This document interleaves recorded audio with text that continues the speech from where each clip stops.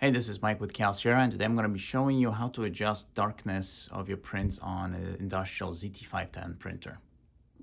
Since I don't have any labels that I can print, what I'll do is I'll use the pulse print test to show you how to adjust the darkness as we go, because each time I print a new label, it will change its darkness. So let me show you how it's done.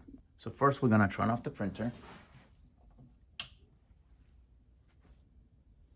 Now hold your pause button right over here and then turn on the printer and keep holding it, pause button until the first staging of calibration begin.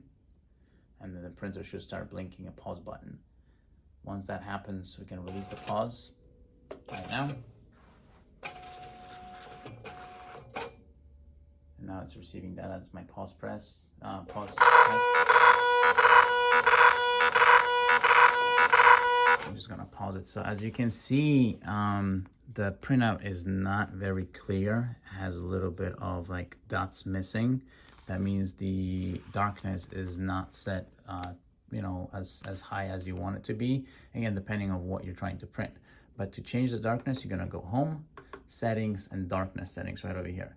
Keep in mind that if you're using any type of barcode labeling system that is overriding these settings, no matter what you set on this printer, your software will override it. So if you're using a Bartender or Zebra Designer and your printer settings on that software are set to different darkness, this will have no effect of what you're printing. So you will have to change it on your system itself, or make sure that your system is set up to use the printer settings instead of your software settings. So you're gonna go to settings, again, change the darkness. So we recommend to stay within 15, 16 of a darkness, but I'm gonna change it by 2. So I'm gonna show you really quickly what the difference is.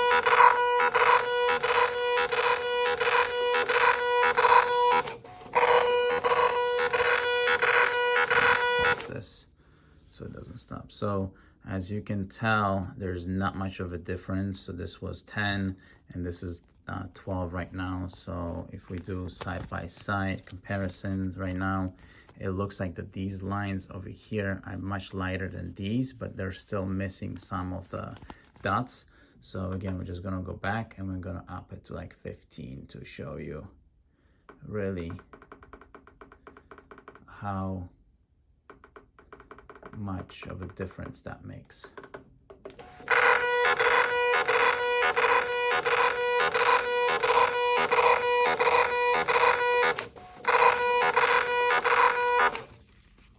All right, so let's look at the beginning labels to 15. And as you can tell, the lines are much clearer now at 15 than they were at 10. And again, it all depends on your requirements of the labels. If, whatever you're printing, if you want it to be much more detailed, either QR codes or, graphics, that darkness will control it. A lot of our users are also playing with the toggle bars over here based on the pressure. Just adjusting these bars themselves will not yield much of the results. You can definitely, turn them to press more, get the printhead more pressure. But keep in mind that the more pressure you put on it, sometimes, it's gonna put too much pressure and your ribbon will get ripped, or your platinum roller will get used up more quickly because there's more pressure on it. So these bars right here are used to keep the printhead stable and nice and level. So make sure whatever you do on either side, it pretty much is balanced both ways. So if this one is higher, you put this one higher and make sure they're leveled. But just try not to put too much pressure. You can, whatever, depending on the label types you're printing. If the labels are super thin, you want to put more pressure. If the labels are much thicker, depending if you're printing something else, you may want to let the pressure off a little bit. But you'll have to play with these settings to make sure that they match your requirements of what you're printing. But again, the darkness is not controlled by the toggle bars over here. It's controlled by the settings on the printer themselves or the system that you're printing it with. And that will conclude this video.